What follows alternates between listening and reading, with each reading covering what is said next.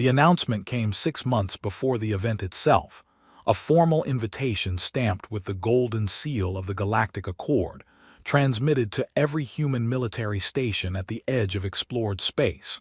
The Dravith Proving Grounds, a joint military exercise. All member species were expected to participate. Humanity had been a member of the Accord for 11 years. 11 years of sitting at tables where no one asked their opinion. 11 years of being tolerated rather than respected. The older species, the Vranians, the Pelhari, the Sithari, had been crossing the stars for centuries before humans had even cracked light speed. They made sure everyone knew it. Admiral Rael Dorn read the invitation twice. Then he set it down on his desk and looked out the porthole of his command station at the dark between stars. He sat like that for a long time. Then he called Captain Sona Vale into his office. Sona was sharp-eyed and quick, the kind of officer who finished your sentence before you did. She had served under Rael for 7 years and she still could not always tell what he was thinking. She came in, stood across from his desk, and waited. Rael slid the invitation across to her. She read it. They want us at Dravith. Yes. They want to watch us shoot. Yes. She looked up. And you want to go? We are going, he said, but not to shoot at their targets. That conversation launched 3 months of quiet, secretive preparation. Sona worked with a small team of analysts and engineers. No wider briefings. No memos. The project had no official name. The 6 ships selected for the exercise were fitted with modified sensor arrays and adjusted firing systems. To anyone who looked at the records, it appeared to be routine maintenance. On the day the human fleet arrived at Dravith, the system was already crowded. 9 alien fleets held position in a wide ring around the proving grounds, enormous ships, polished and proud, flying the colors of their respective civilizations. The automated target drones had already been seeded through the central zone, drifting in slow, predictable patterns. The Vranian fleet had arrived first, as they always did. Their ships were long and silver, built for ceremony as much as combat. Grand Observer Itrix commanded from the largest vessel, a ship so big it generated its own weather patterns inside its hull.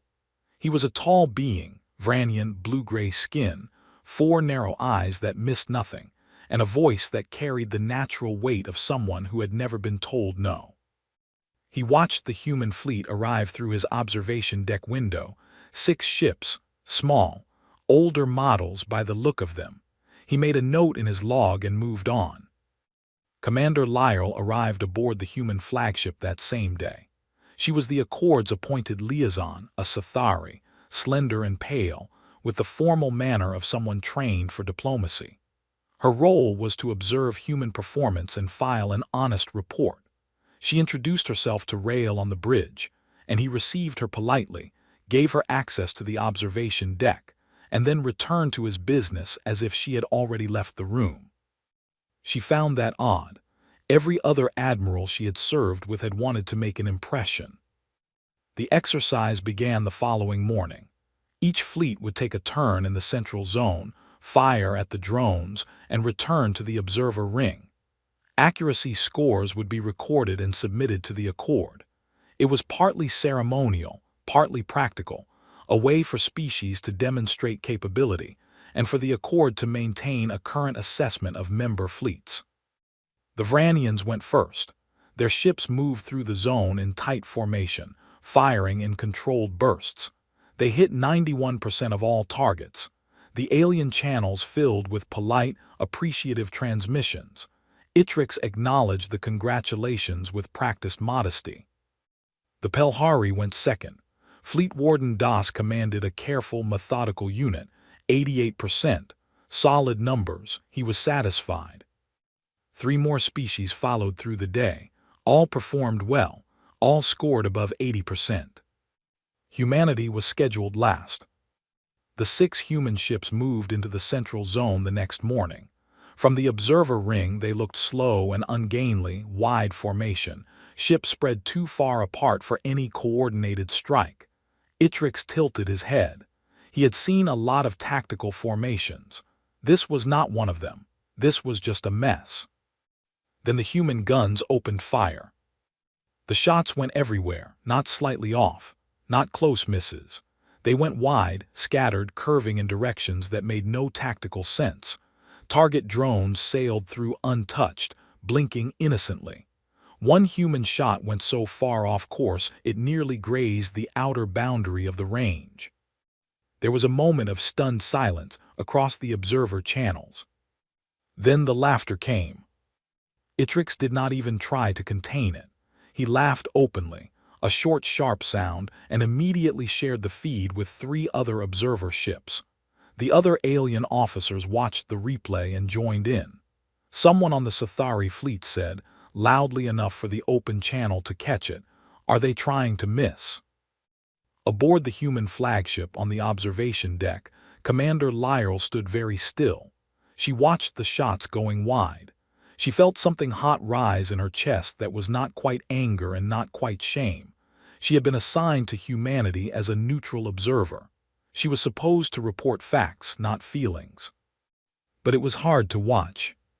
She glanced toward the bridge. Admiral Rail Dorn stood at the main viewport, hands clasped behind his back, watching his ships fire into nothing. His face showed no embarrassment, no frustration, nothing at all. The run finished. Scores came in. 12% accuracy. 12. Itrix read the number aloud and laughed again. Rail stepped back from the viewport. He turned to Sona, who was standing at her console with her eyes on her screens rather than the window. "Mapping data?" he asked quietly. She nodded without looking up.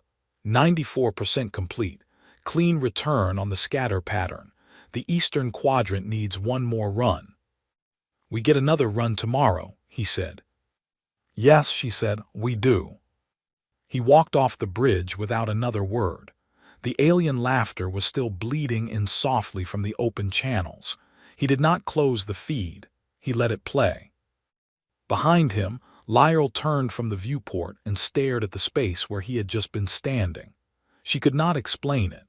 She had just watched a fleet perform at 12% accuracy, and the admiral in charge had walked away looking like a man who had gotten exactly what he came for. She almost asked, then she decided she was reading too much into it. She filed her first report that evening. Preliminary assessment, human fleet performance significantly below standard, possible equipment issues, possible training deficiencies, no evidence of intentional conduct. She sent it and went to her bunk. In the operations room 3 decks below, Sona and her team worked through the night, feeding the scattered data through their models, building a picture in the dark out of nothing but the shape of missed shots. Word travels fast in a closed system with 9 fleets, and nothing to do but wait. By that evening, every observer ship in the Dravith Ring had a copy of the human firing footage. It passed between crews the way embarrassing things always do, with enthusiasm, through unofficial channels, shared in common rooms and observation lounges over meals and drinks. Someone on the Vranian fleet had edited it down to 2 minutes and added a sound effect each time a shot went wide. Itrix had not ordered it, but he had watched it 3 times. The formal reception that evening was held aboard the Vranian flagship.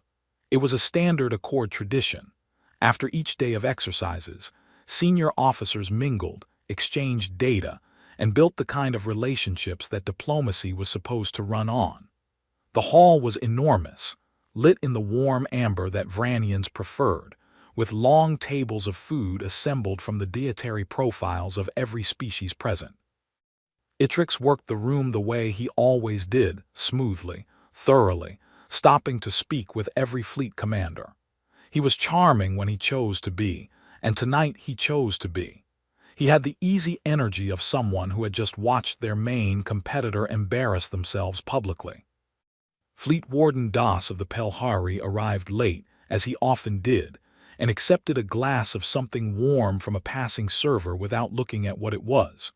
He had spent the last 2 hours alone in his quarters rewatching the human firing footage, not for entertainment, for analysis. Something was bothering him. He found a quiet corner of the reception hall and nursed his drink and turned the problem over in his mind while polite conversation buzzed around him. The Pelhari were not as flashy as the Vranians, not as ancient as the Cathari. They were engineers at heart. Das had spent 40 years thinking about systems, how they worked, how they failed, how they could be made to do things they were not originally designed to do. He kept returning to one observation: the human shots were not random. Random scatter looked a certain way. He had seen it. When equipment failed, when crews panicked, when calibration was off, the resulting fire had a quality to it, a formless, patternless spread. The human shots did not have that quality. They were wide, yes. They missed badly, yes. But they were consistent in their inconsistency. They were spread in a way that covered space rather than concentrated on targets. And the ship formations, wide, asymmetric, tilted at angles that served no offensive purpose, were perfect for one thing and one thing only. He could not figure out what that one thing was. He looked across the room and found Lyral standing near the far wall, speaking with a Cathari colleague. She was the one who had spent the day aboard the human flagship. He considered approaching her. He decided to wait. Itrix appeared at Das's elbow with a smile. "You look troubled, Warden." "I am thinking," Das said. "About the humans." Itrix's smile widened slightly. "I watched it again this evening. 12%. 12. I have seen training cadets do better in their first week." He shook his head slowly, the kind of headshake that was not sympathy but performance. "I suppose not every species is suited for this kind of work." "They have been in space for over a century," Das said. "In space, yes. Capable in space, that is a different question." Das looked at him. "You are very confident about that." "The footage speaks for itself." Itrix moved on, finding another group to charm. Das watched him go and returned to his thoughts. Across the hall, Commander Lyral was listening to her colleague discuss Cathari scoring projections for the next day's session.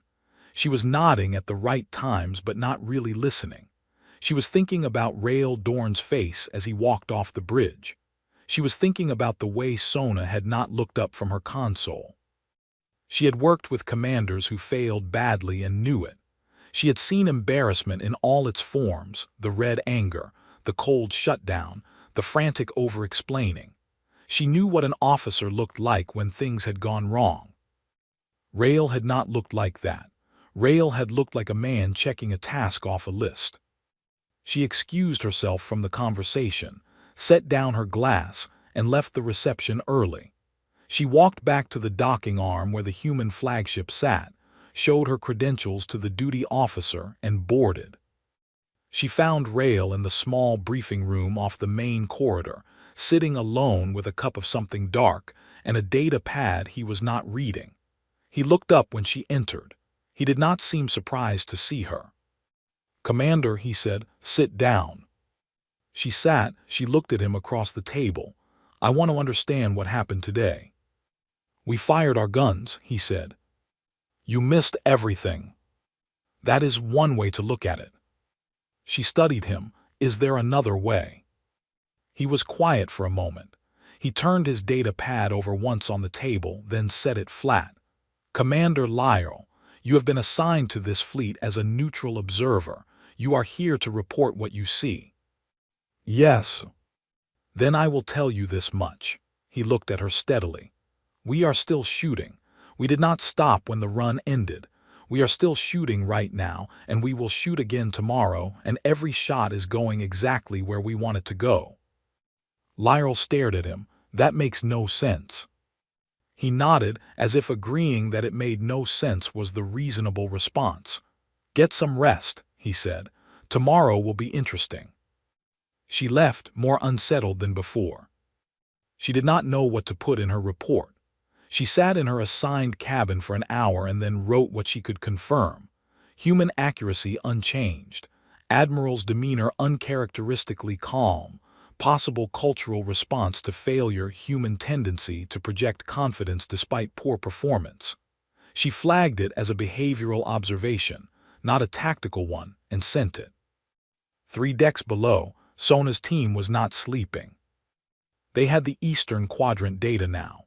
They fed it into the model alongside everything from the previous run. The system chewed through the numbers, the angles, the scatter patterns, the tiny differences in how each shot had bent, absorbed, or reflected as it passed through the seemingly empty space of the central zone. The model began to build a shape. At first it was rough, a smear of data overlapping probability zones. Then, as the team refined the inputs and eliminated noise, the shape clarified. It had mass. It had edges. It was not a natural formation. The geometry was too regular, the density distribution too deliberate. Sona leaned forward in her chair and looked at the shape on her screen. It was big, very big, bigger than anything they had estimated in the preliminary analysis from 3 years ago. Whatever it was, it had been sitting in the Dravith system for a long time, wrapped in some kind of stealth field that scattered electromagnetic readings and bent light around its hull. Passive sensors would never find it. Standard targeting would fly right past it. Even knowing it was there, you could not see it directly. But you could find the shape of it, if you had enough data points. If you were willing to spend 3 years developing the method and 2 days looking incompetent in front of 9 alien fleets. Sona pulled up a secondary analysis window. She ran a structural comparison against every known alien design on record: Vranian, Pelhari, Sathari, all the rest. No match. She ran it against historical records, against the Accord's archaeological databases, against deep space survey logs going back 200 years. One partial match. Old, very old. A civilization that had collapsed long before humanity reached orbit, a species that the Accord referred to in past tense. She sat back. Then she ran the weapons analysis. When the number came up, she read it twice. Then she closed the window, walked down the corridor, and knocked on Rail's door. He opened it. He was not sleeping either. She told him the number. He looked at her without expression for a long moment. "Are you certain?" "Within 4%, she said. He nodded once, slowly. "Then we finish this tomorrow." She went back to her team.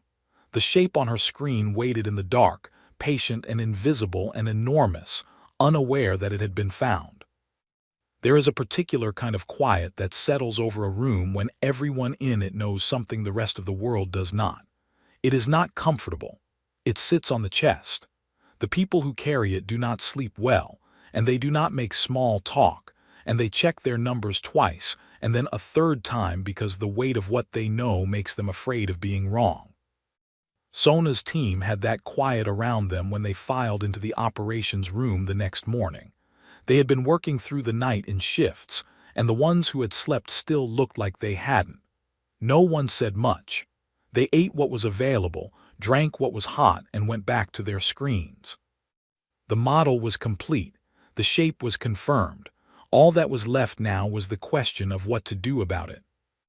Rail spent the early hours reading Sona's full report by himself. He read it once for the information and once for the implications. The structure buried in the Dravith system was not small. It was not passive. Its power signature, faint, yes, almost unreadable, but there, once you knew where to look, matched the profile of an active weapons platform. Dormant, but not dead. The kind of thing that woke up when it felt threatened. He thought about that. Woke up when it felt threatened. In the middle of a system currently occupied by 9 alien fleets running weapons exercises. He thought about the timing. 6 hours, Sona had estimated, based on the power signature curve and the increasing density of weapons fire in the central zone over the past 2 days. The platform's sensors were building a picture of its environment the same way his team was. Slowly. Incrementally. In approximately 6 hours, it would have enough data to classify the fleets in the observation ring as a threat level sufficient to trigger its defense protocols. Rail set down the report and looked at his hands. 12 species, hundreds of ships, thousands of crew. All of them sitting in the firing solution of a weapon, that had been waiting in the dark for longer than humanity had existed as a species. He called Sona in. "Can we shoot it directly?" he asked, "now that we know where it is?" She shook her head. "The stealth field isn't just optical, it's absorptive. Conventional fire would disperse before it reached the hull at sufficient intensity. We'd need it to drop the field first." She paused. "It drops the field when it activates, when it perceives a specific threat and powers up to respond. So we need to give it a target." "One target," she said, "small enough not to trigger a full defense response, big enough to make it react." And in the moment it reacts. It's visible, for as long as it takes the targeting systems to lock and the weapons to charge, 4 seconds at most, probably less. Rail was quiet. How much less? Somewhere between 0.3 and 0.5 seconds. We modeled it 3 different ways. The answer keeps coming back the same. He absorbed that, less than half a second, and you need all 6 ships in position to guarantee penetration. Yes, 1 ship won't do it. Not at that range, not through that hull material. We need the full spread, all guns, simultaneous. He nodded slowly. "Then we take our second exercise run as scheduled." "Yes." "And we look incompetent one more time." She almost smiled. "We're very good at it." He sent her back to work and went to find Commander Lyell. She was on the observation deck, which she had claimed as her personal territory over the past 2 days. She stood at the wide viewport and watched the alien fleets in their holding positions around the system. From here they looked small, distant, arranged like a necklace of lights around the central zone. They did not look like they were in danger. Nothing looked like it was in danger. Rail stood beside her. He did not speak immediately. After a moment, Lyell said, "Itrix is already broadcasting today's preview. He's calling it round 2 of the comedy circuit." "I know," Rail said. "He has an audience." She paused. "He always has an audience." Rail looked at the fleets in the distance. 9 rings of lights, patient and comfortable. "Commander Lyell, when this exercise is over, I am going to give you a full briefing. Everything we have been doing and why. You will have complete access to the data." She turned to look at him. "Why are you telling me that now?" "Because today will be confusing," he said, "and I want you to know that the confusion is temporary." She studied him for a long moment. Something in his voice, not urgency, not apology, just the flat certainty of a man describing a thing that was already decided, made her take him seriously in a way she had not quite managed before. "Are your people in danger?" she asked. "No," he said, "not anymore." She wanted to ask more. He had already turned and walked back toward the bridge. The day's exercise ran through the early afternoon.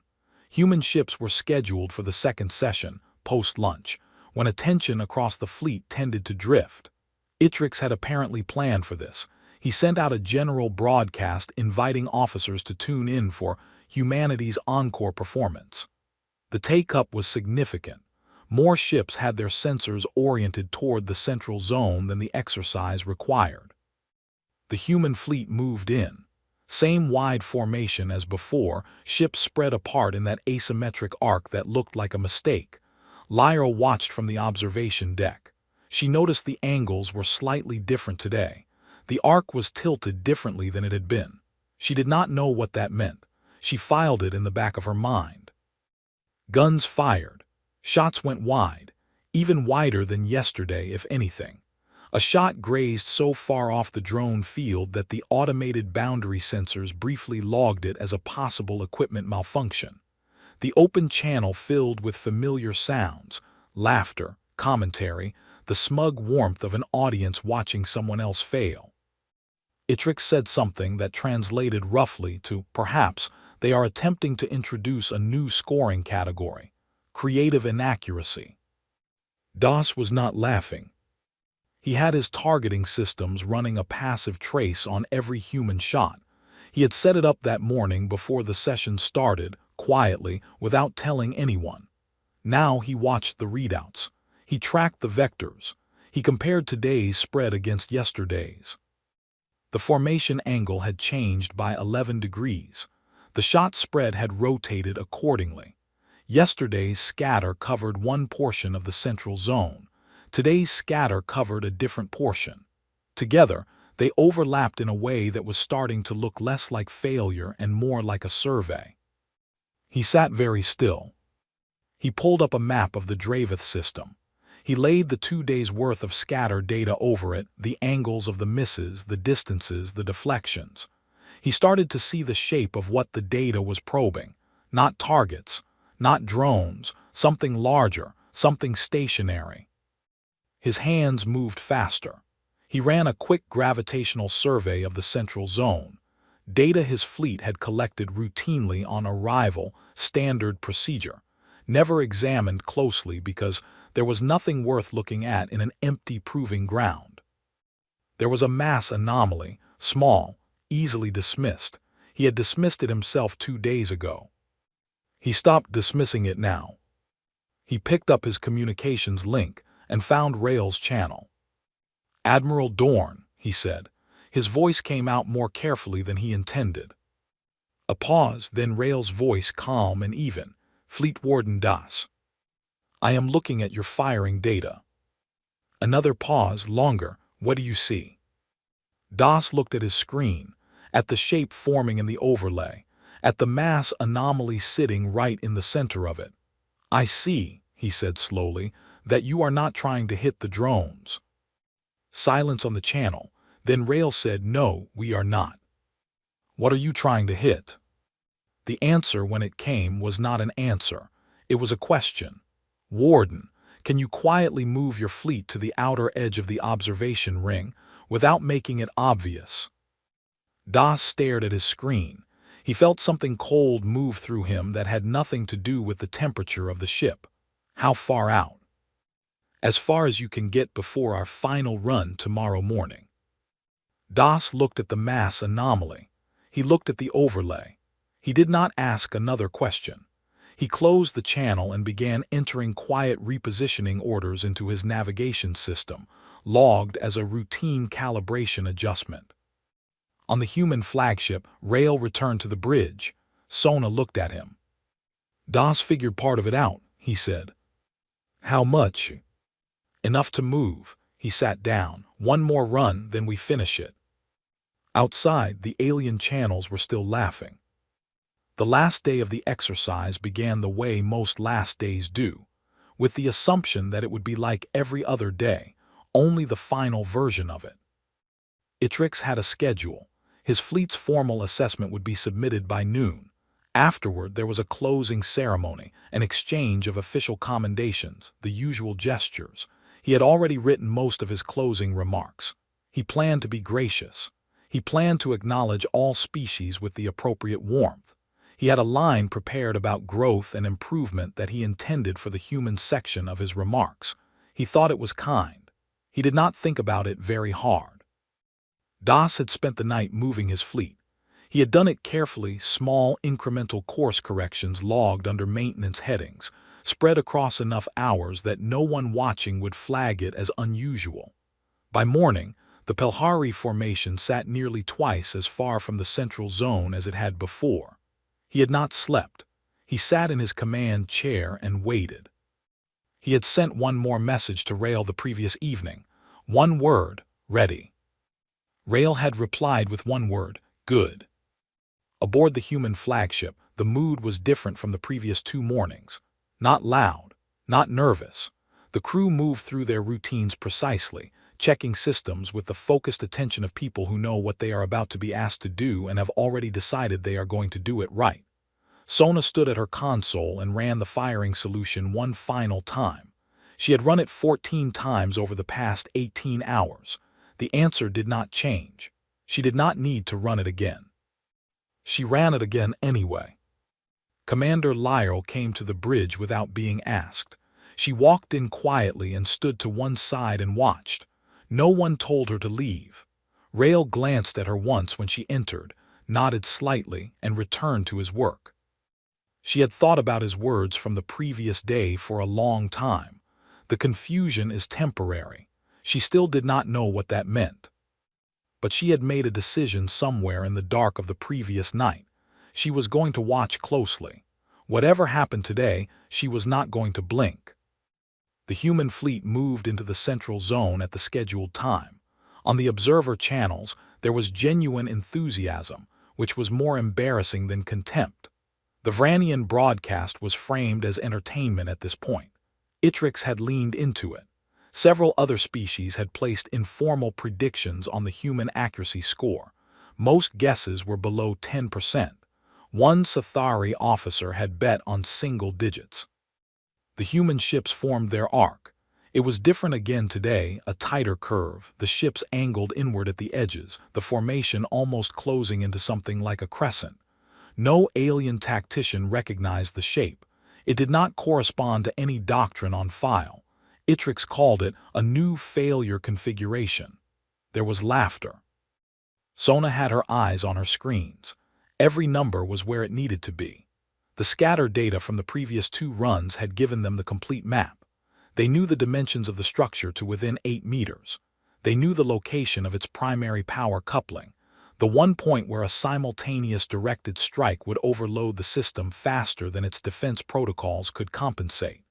They knew the angle of approach required to reach that point given the absorptive field surrounding the hull. They knew they had one moment, one fraction of a second. "All ships confirm readiness," Sona said into the fleet channel. 5 confirmations came back, each one clipped, professional, not a word longer than necessary. Sona looked at Rael. He was standing at the center of the bridge, not at the viewport, not at a console. Just standing, looking at nothing in particular, his hands at his sides. He looked like a man waiting for a bus. He looked completely ordinary. He said, "Fire." One shot left the lead ship. Not a barrage. Not a spread. One precisely calculated round, traveling at a vector that made no sense to any observer watching, not toward the drones, not toward any visible target, angling into the deep center of the zone where there was nothing but empty space. On the observer channels there was a beat of silence. Then someone said, in genuine confusion, "Where is that going?" The shot traveled for 4 seconds. Then it reached the edge of the structure's stealth field and hit the outer absorption layer. It did not penetrate. It was not supposed to. It was calibrated to strike at exactly the frequency the field would register as an incoming threat. Not enough to damage anything, not enough to alarm the platform's primary systems, but enough, precisely enough, to be logged by the structure's perimeter sensors as a targeting signal. The structure had been dormant for a very long time, but it had not forgotten what it was built to do. For 0.4 seconds, it woke up. The stealth field dropped as the weapons systems powered on. The energy draw of an active defense response was too high to maintain concealment simultaneously. Whoever had built the platform had never imagined a scenario where concealment itself would need to be maintained while under fire. They had built it to destroy threats, not to hide from them. For 0.4 seconds, the structure was visible on every sensor in the Dravith system. It was enormous, larger than any ship in the observer ring, larger than most stations. It sat in the center of the proving ground like a buried continent, dark, angular, bristling with weapons systems that were spinning up to active status, targeting solutions locking across its surface in autonomous cascades. It had been pointing at the observer ring the entire time. It had been pointing at all of them, every ship, every fleet, for the full 3 days of the exercise. The Accord fleets saw themselves reflected in the gun barrels of something older than any of their civilizations. In that same 0.4 seconds, all 6 human ships fired. Not one shot, not a controlled burst, everything. Every gun on every ship, all pre-aimed, all pre-calculated, all oriented at the one structural weak point that 3 years of research and 2 days of scatter mapping had located. The rounds converged from 6 angles simultaneously and struck within a window of 11 milliseconds. The power coupling did not survive it. The structure's energy systems overloaded from the inside out. It did not explode dramatically. It came apart in a sequence, a deep pulse of light from its core, then a cascading series of secondary failures traveling outward through its hull, then a slow expansion of debris across the central zone. Where there had been a weapons platform capable of destroying every fleet in the system, there was now a field of dark, drifting wreckage. Total time from Rail's order to structural termination, 11 seconds. Silence fell across every open channel in the Dravith system. 12 alien fleets, hundreds of ships, not one transmission. Lyle's hands had found the railing at the front of the bridge at some point during those 11 seconds. She did not remember gripping it. She was gripping it hard enough that she had to consciously make herself let go. She stared at the debris field where empty space had been and then looked at Rail, who had not moved. He was looking at his hands again, not studying them, just resting his eyes somewhere while he let the numbers catch up with the moment. Das, on the far edge of the observer ring, sat in his command chair and looked at his sensor readout. The mass anomaly was gone. The gravitational irregularity was gone. The thing that had been sitting in the center of the system, while 9 fleets laughed and fired practice rounds and planned their closing ceremonies, it was gone. He had moved his fleet far enough out. He had understood enough. He had known something was wrong before anyone else had. But he had not known it was that big. He sat in his chair for a long time. Around him, his officers were beginning to speak in whispers at first, then louder as the shock started to metabolize into questions. He let them talk. He looked at the debris field. He thought about the targeting solutions he had seen on the platform's surface in those 0.4 seconds. He thought about the angles. He thought about which ships had been in which positions. His own fleet would have been in the second wave, maybe the third. The math was not kind. Itrix said nothing. His channel was open but empty. The laughter from the previous days hung over the silence like something that had been left out in the cold too long and had died there without anyone noticing. On the human flagship, Sona let out a breath she had been holding since the first shot. She pulled up the confirmation data, checked the structural integrity readings from the debris field, ran the numbers one more time. Then she looked up from her console and let herself feel, briefly, the particular satisfaction of a calculation that had taken 3 years and 2 days and 0.4 seconds and had come out exactly right. Rail's voice came from behind her. "Log it," he said. "Full record, nothing classified on our end." "Yes, sir." "And get some rest." She almost laughed. She thought she might later, when her hands stopped shaking. The first transmission came from the Scifistory fleet, 40 minutes after the debris stopped drifting. It was not a congratulation. It was not an apology. It was a request, formal, careful, hedged in accord legal language for a full accounting. What had happened, what the structure was, how humanity had known it was there. Rail's reply was short. He said he would submit a complete report to the Accord within 12 hours and that all affected fleet commanders were welcome to attend a direct briefing at that time. Then he closed the channel and let the requests stack up. There were 14 of them by the time 12 hours had passed. The briefing was held in the Vranian flagship's main conference chamber because it was the largest available space and because no one had thought to suggest anywhere else. Rail arrived with Sona and a data drive containing 3 years of work. He wore his standard uniform. He had shaved. He looked like a man attending a routine meeting. The chamber held representatives from every fleet. Itrix sat at the head of the table, which was his right as the senior observer. He looked different than he had at the reception. He still sat straight. He still held his posture like a weapon, but something around his eyes had changed.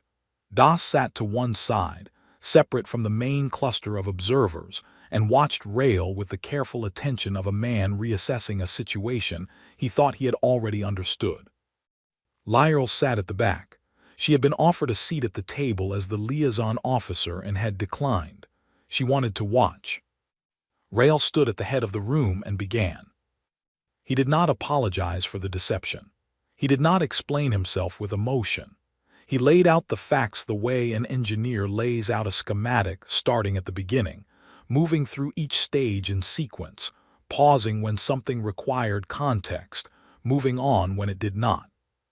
3 years ago, he said, human deep range scouts conducting a survey near the Dravith system had detected a gravitational anomaly.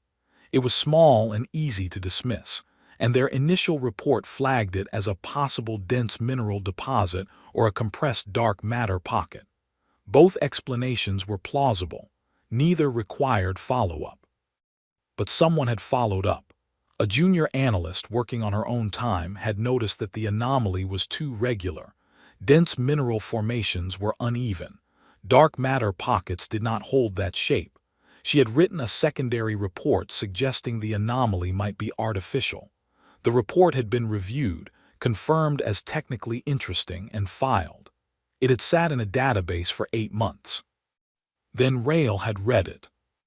He had spent the following year trying to find a way to get a clear look at the anomaly without triggering whatever it might be.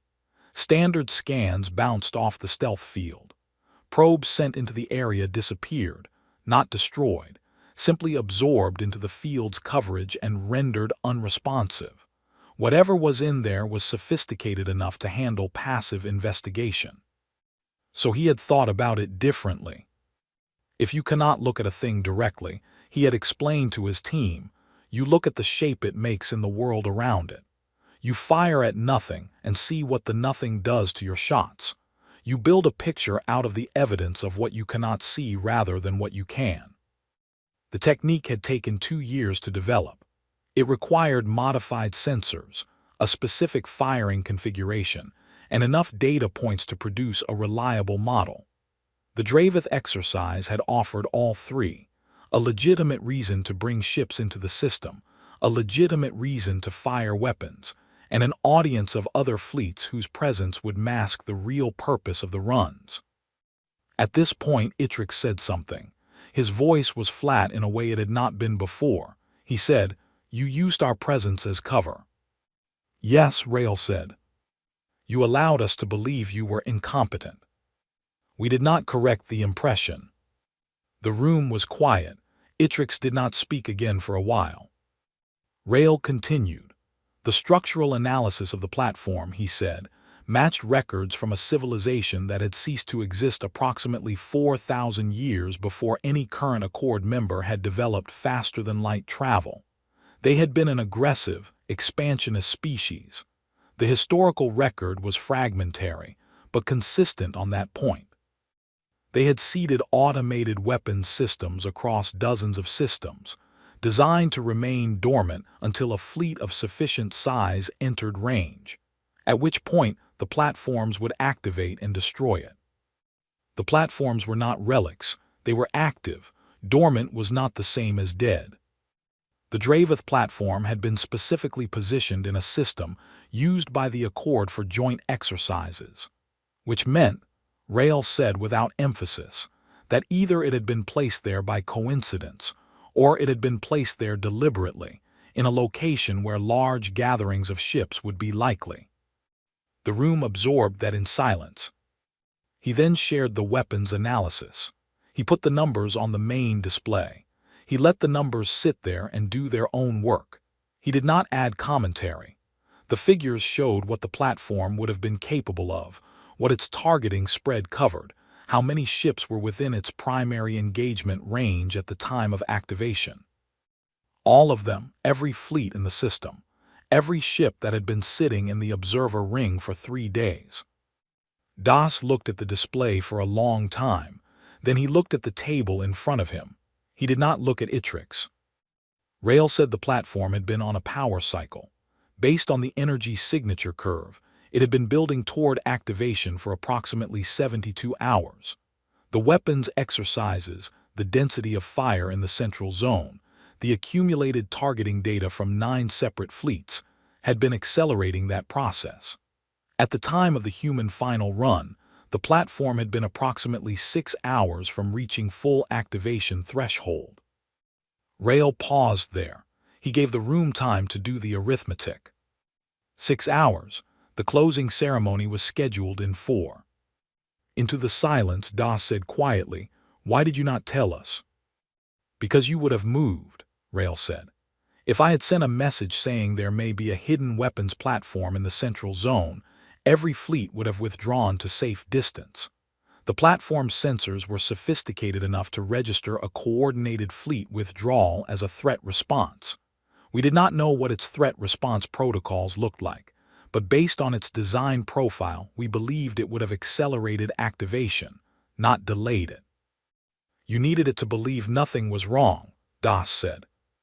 "We needed it to believe we were not a threat," Rael said. 12 fleets laughing at a bad shooting exercise were not a threat. A coordinated withdrawal was.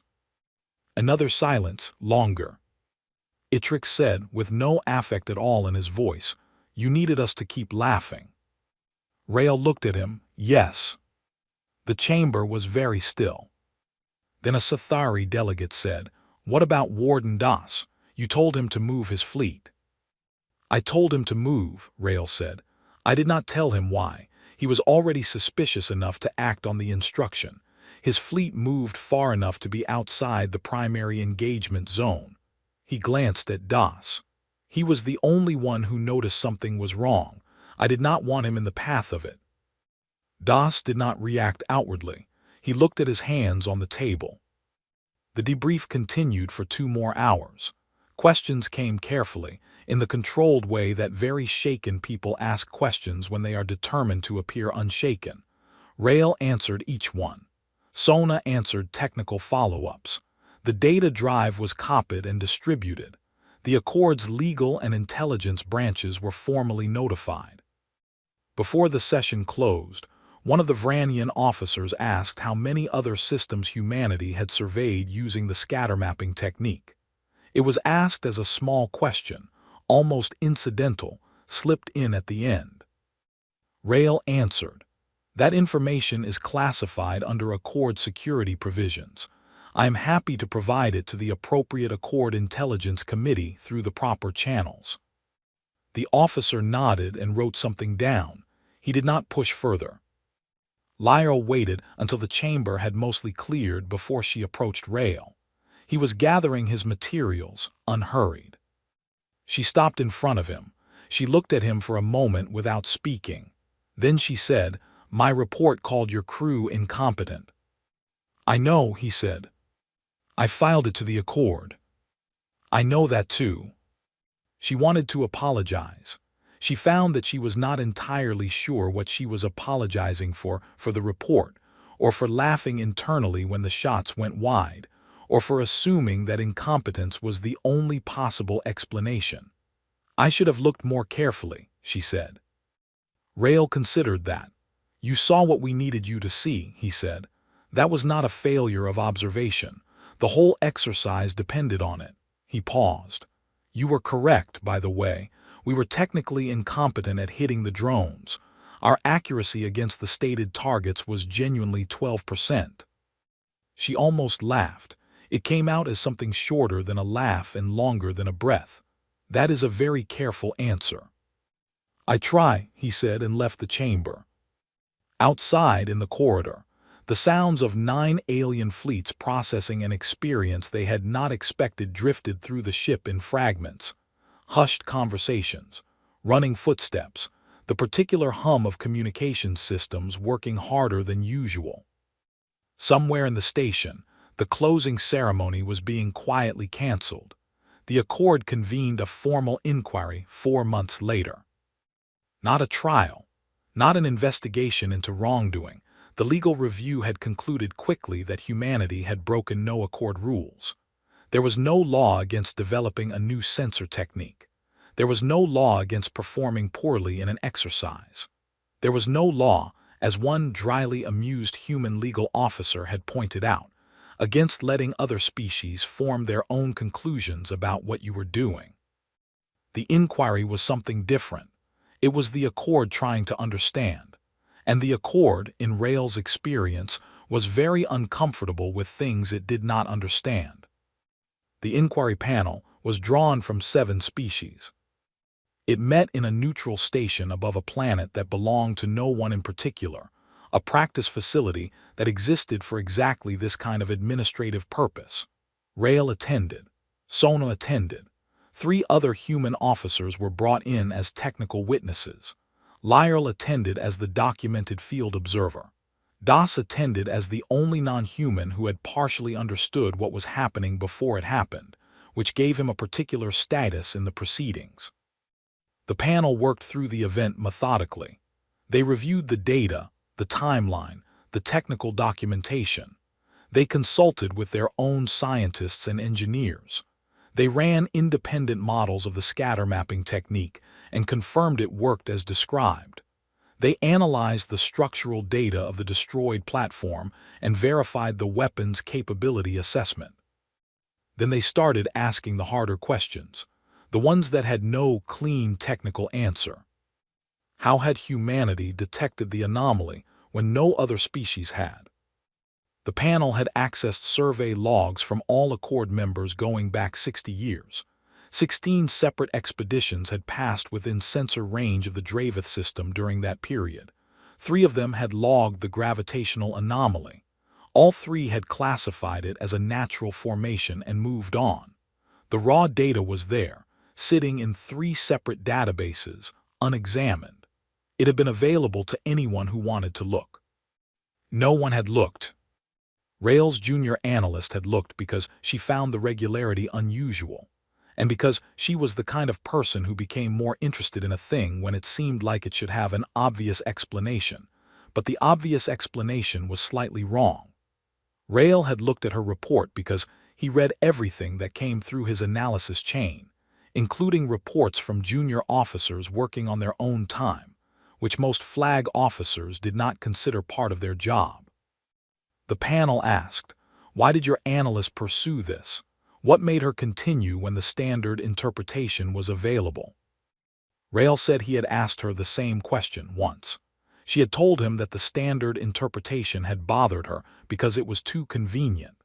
The anomaly was too close to a frequently used system, sitting at exactly the angle that would put it in the center of any formation using the standard exercise zone. That felt like either a very unlikely coincidence or something that was not a coincidence at all. She had not been certain. She had not needed to be certain. She had just wanted to know. The panel wrote this down and moved on. How had humanity developed the scatter mapping technique? Sona answered this one. The foundation of the technique, she explained, was not new. Humans had been using reflected and scattered signal analysis in medical imaging, geological survey, and early warning radar for over 2 centuries. The application to deep space stealth detection was a logical extension of existing methods. What had taken time was the precision, calibrating fire to produce consistent scatter returns at stellar distances, then building a model from the return data that was accurate enough to matter. She described the 2 years of development work, the failed early prototypes, the recalibrations. The moment the team realized the formation geometry was as important as the firing solution, the slow refinement that turned a rough concept into something they could trust with 12 alien fleets at stake. A panel member from the Vranian delegation asked, carefully, how many personnel had been involved in the development program. 11, Sona said, plus Rael. The panel member looked at this answer for a while. 11 people, 3 years, a technique that none of the Accords' combined scientific resources had produced. 11 people working quietly in the background of ordinary operations. He moved on. The inquiry's final session was shorter than the others. The panel asked its remaining questions and received its remaining answers. Near the end, the lead panel member, Apelhari, which Rael found mildly appropriate, looked at him and asked the question that the Vranian officer had raised at the Dravith briefing, the one Rael had deflected with a classification notice. How many other systems had been surveyed using the scatter mapping method? Rael sat with the question for a moment. Around the table, every panel member was watching him. Das was watching him. Lyra was watching him from her observer's seat. He said, "I can provide that figure to the appropriate Accord Intelligence Committee under the standard classified data sharing protocol. The committee would need to be convened at security level 4 or above." The lead panel member noted this. "Is the number significant?" Rail said yes. There was no more discussion on the topic. The panel thanked him for his time, thanked all the witnesses, and closed the session. What the panel eventually published, in its formal summary report, was precise and limited. The Dravith incident had revealed a previously unknown ancient weapons platform that posed a serious threat to Accord member fleets. The threat had been identified and neutralized by human forces using a novel sensor technique. No Accord regulations had been violated. The technique was classified as a critical strategic asset. Recommendations were made for a systematic review of gravitational anomaly data in all exercise zones and high-traffic systems. The summary did not mention what it felt like to read the weapons range of the platform and understand that every ship in the system had been sitting inside it. The summary did not describe the reception on the Vranian flagship the night before, or the laughter on the open channels, or the comedy broadcast Itrix had made of the human firing run. The summary was accurate. It was also incomplete. The things it left out were the things that mattered most to the people who had been there. Itrix filed a separate report through Vranian official channels. It was not published. It was not widely read. Das read a summary of it, through contacts he had in Vranian intelligence. The summary said that Itrix had recommended a formal Vranian program to study the human scattermapping methodology and develop equivalent capability, and that he had further recommended a review of existing Vranian analytical procedures for handling anomalous data in survey reports. The report did not mention the laughter. It mentioned learning. Das respected that privately. 6 weeks after the inquiry closed, Lyell sat in a small canteen on the neutral station, waiting for a transport. She had been assigned to a new posting, a different fleet, a different part of the Accord's territory.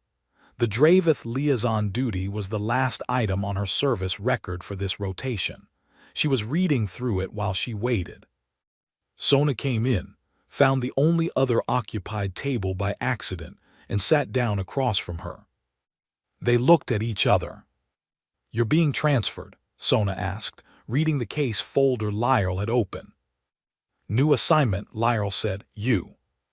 "Going home for a month." Sona set down her tray. "Then we go back out." Lyell thought about that. She thought about the word back, which implied the human fleet was returning to some ongoing project rather than beginning a new one. She thought about the classified figure that Rail had declined to share with the inquiry panel except through formal channels. She said, "How many?"